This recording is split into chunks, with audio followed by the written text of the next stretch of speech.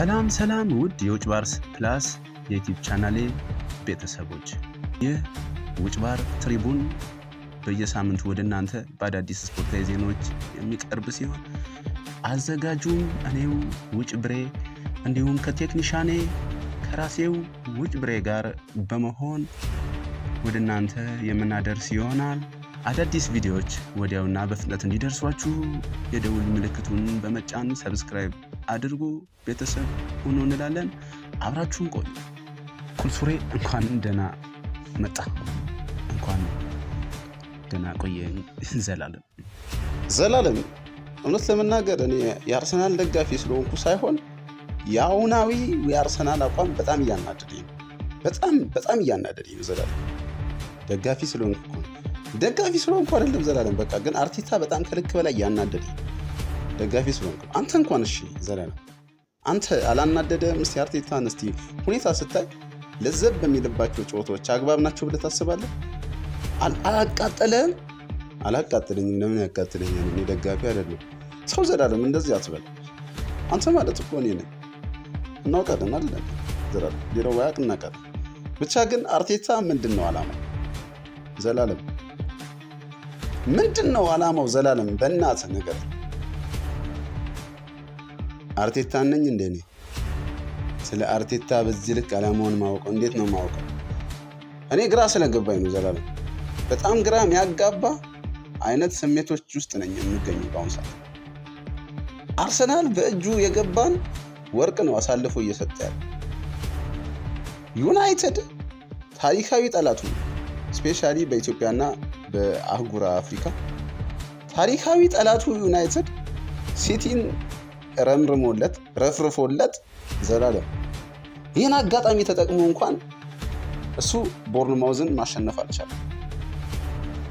ይህ ቀላል አጋጣሚ ነው ዘላለም። እንደ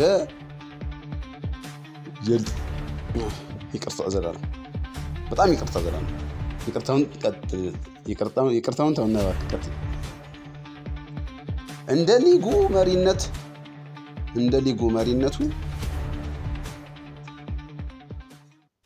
ተጫውቶ በጣም በሰፊ የጎል ልዩነት ማሸነፍ የሚችለውን አጋጣሚ ነው አርሰናል አሳልፎ ለሲቲ የሰጠው። አሁንም እንደው አምላክ ጥሎ አይጥልምና ልዩነታቸውን በ7 አድርጎለታል። 1 ነጥብም ቢሆን ተጋርቶ ስላገኘ። አርቴታ ግን ምንድን ነው ዓላማው ዘላለም? እኔ ሊገባኝ አልቻለም። ዓላማው ይመስለኝ ዘላለም ህሙማንን መርዳት።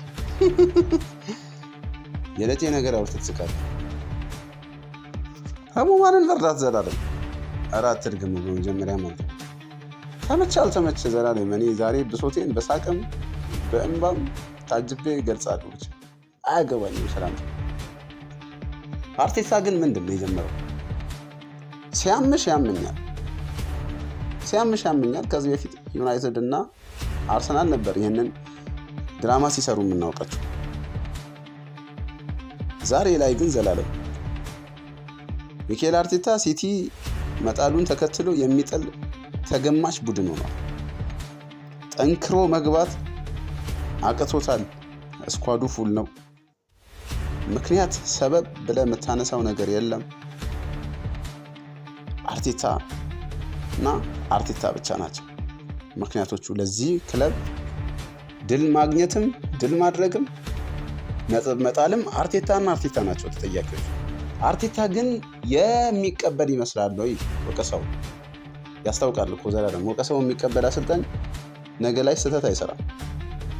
አርቴታ ከፈለገ ኔክስት ባለው ጨዋታ ላይም ተመሳሳይ ወይም የተዛባ ፎርሜሽን ይዞ ይገባና ነጥብ ጥሎ ዋጋ አስከፍሎ ይወጣል። ዋጋ አስከፍሎ እንዘላለን። አንተ ፍንድቡ ብላ ይወጣችብን ወደ ጋፋው። አዎ ዘላለም እኔ አርሰናል ይበላል ብዬ ማሰብበት አመት ይሄ አመት ብቻ ነው ዘላለም። ከዚህ በኋላ ሰማይ ከፍ ምድር ዝቅ ብትል በፊትም እኮ ብለዋል። በቃ አይበላም ጋር ይጣል ዘላለም። አይበላም። በዚህ ሁኔታው ጭራሽ የሚያደርገውም አይመስለኝም፣ የሚያሳካ አይመስለኝም። አርሰናልም ያለው የመጨረሻ እድሉ ዘንድሮ ነው ብዬ ነው ማስበው ዘላለም። ዘንድሮ ነው በቃ። ከዚህ በኋላ ነጥብ ለመጣል ፈልጎ ከገባ ብቻ ነው ሜዳ ላይ ነጥብ ጥሎ የሚወጣው እንጂ ምክንያት ሰበብ ብያለሁ ቀደም። የሚያቀርብበት ሁኔታ ላይም አይደለም አርሰናል ያለው። ለምንድነው የሲቲን መሸነፍ ጠብቆ አርሰናል ይሸነፍ? ለምንድነው ጠንከር ብሎ ገብቶ ነጥቡን ማያሰፋው? በብዙ ርቀት መራቅ የሚገባውን አጋጣሚ ነው አሳልፎ ለጋርዲዮላ እየሰጠ ያለ። መላጣውን ታውቀዋለህ፣ ይጠቀማል አጋጣሚ። አርሰናል ነው አጋጣሚዎች የማይጠቀሙ። ይህን ነገር ስታይ ነገር ወዴት እያመራ ነው ዘላለም? ወዴት እያመራ ነው ዘላለም? ግልጽ ነው። ተገማቹ አርሰናል ዘንድሮም ለሁለተኝነት ግምቱ ሳያሳፍር ሁለተኛነቱን እያረጋገጠልን ይመስላል በአንዳንድ ጨዋታዎች ላይ። ይህ መጥፎ ነው፣ ለአርቴታ መጥፎ ነው። የአሰልጣኝነት ህይወቱን ሀብሎ ሲጀምር ዩቬንቱስ ቤት ያየውን መከራ ነው የሚደግመው ዘላለም። ዩቬንቱስ አልሄደም፣ እዚህ ከሲቲ ነው የጀመረው፣ የጋርዲዮላ ምክትል ነው። አዎ ከዛ ውስጥ ለውስጥ ይሰራ ነበር፣ ቤት ለቤት ነበር የሚያሰለጥነው። ቤት ለቤት ምን መምህር ነው እንዴ? ጥናት አስጠኝ። እስቲ በእናትህ ተው፣ እንዴት አፉን ይከፍታል? በእናትህ ኩያ መሰልኩ። ሲባተት ነው እሱማ ዘላለም። ግን በቃ አሁን ስለ አርቴታና አርቴታ ብቻ እናውራ። አርሰናል በዚህ ሁኔታው ዋንጫውን ይበላል? ኬት መጥቶ በዛ ላይ ቋጣሪም ነው። በቃ ጠላት ነው። አይታል ኬት መጥቶ እንዴት ፈጥነ እንዳልክ አርሰናል ይበላል። ሚኬል አርቴታ ከተገራ ብቻ ነው ግን የሚሆነው ዘላለም። መቆጠብ መቻል አለበት ካልሆኑ ፎርሜሽኖች የሌለ ያላለ ኢትዮጵያ አራተኛ ሊግ ለሀገራችን አራተኛ ሊግ የማይመጠን ፎርሜሽን ይዞ መግባት የለበትም።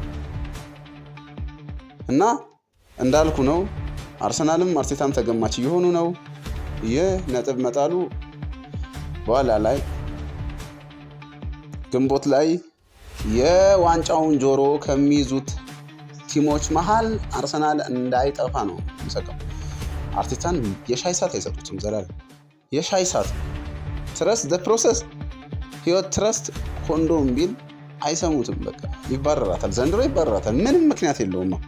እኔን ብቻ ነው ያላመጣው እኮ አርሰናል፣ ሁሉንም አምጥቷል፣ ሁሉንም። እናም የአርሰናል በዚህ ልክ መፈረካከስ ዋጋ ያስከፍለዋል። ማንን ዋጋ ያስከፍላል? ዩናይትድን። አያ ሄደ የሌለ ወሬ ሰጥቷል፣ የሌለ ወሬ ዘላለም። ዩናይትድ ቆቆኗል። አንድ ጨዋታ ሲያሸንፍ አንድ ዋንጫ እንደበላ ነው። አያስተኙንም፣ አይተናል። ትናንትና ነው በህይወት ዘመናቸው ትናንትና ውለታ ዋሉለት። አርሰናልም ደግሞ ያልፈለገው ነው የሚመስለው የዩናይትድን ውለታ። የደርቢነት ስሜቱ አይሏል ዘላለም። በዚህ ልክ ደርቢ አይደሉም፣ የሲቲ ደርቢ ናቸው። እና ምን ልልህ ፈልጌ ነው አርቴታም ቢታቀብ ምንድነው የተስፋጎ ማስታወቂያ ይመስል ቢታቀብ ብቻ ቢታጠብስ? የሚታጠብም ከሆነ ዘላለም የሚታጠብና ብቻ ይህን ቲም ያጽዳው ነው ምለው። አሁን የአርሰናል ደጋፊዎች አይታገሱትም፣ አልትራ ደጋፊዎች አይታገሱትም። በኢትዮጵያም አሉ ለጪዎች ማሊያ ለብሰው ምናምን አመት ምናምን የሚያከብሩ ለጪዎች አሉ፣ ለጪዎችም አሉ። እናም የራይሰን ልደት ምናምን የሚያከብሩ ለጪዎች አሉ በማያገባስ። ብቻ ግን የለጪው ማህበረሰብ ሪል ገነርስ ፋን የደበረው መጥቷል። ምክንያቱም የሚያቀርበውን አጥቷል። ዩናይትዶች አሁንም በድጋሚ ማመስገን ፈልጋለሁ። ትልቅ ውለታ ነው ያላችሁልን። እኛ መጠቀም ላይ ደከምን እንጂ ሁሉንም ነገር እናስተካክላለን፣ ዘላለም እናሻሽላለን። አንተነ እንደ ባለቤቱ ያርሰናል እሱን ለኔ ተው ዘላለም።